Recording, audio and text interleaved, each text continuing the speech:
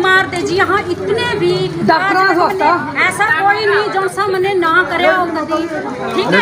ज्योति ये शर्म नहीं आती सानू खड़े हो क्यों मैं सुना नहीं तेरे ज्योति चलो यीशु मसीह के अलावा लगी चलो इसके कीर्तन में करा जैकिन की वो बैठी हुई तो बैठी रही मैं मारी अपनी बैठी रही उन्होंने क्या कहेंगे हम पर पड़ोस के बैठे नहीं शर्म थानू आती है अपने धर्म छोड़ के पास्टर में लिखा हुआ फिर क्या करोगे आप? हमारे पास्टर बिल्कुल मैं दिखाता हूँ। दिखाओ मेरे पास्टर जी को। मैं दिखाता हूँ। दिखाओ मेरे पास्टर जी गूगल चल रहा है तेरे पास? उसने तो विरोध करा नहीं कभी मैं मूर्ति दिखाता के हूँ। मैं बारे में। मूर्ति पूजा को अपनी शहद मानते हो। गलत नहीं बोला हमने। आपने नहीं बोला जो आपने बोलेगा वो सारे गलत बोल रहे हैं। आपके पास्टर कहाँ पर है? वो सारे हिंदू देंगे तो शैतान बतावा। कोई नहीं शैतान है भाई, जो ठीक हो रहे हैं उन्हें तो पूछ कर देखो जिन्हें पी जाए तो जवाब दे जाए। कौन कर रहा है ठीक?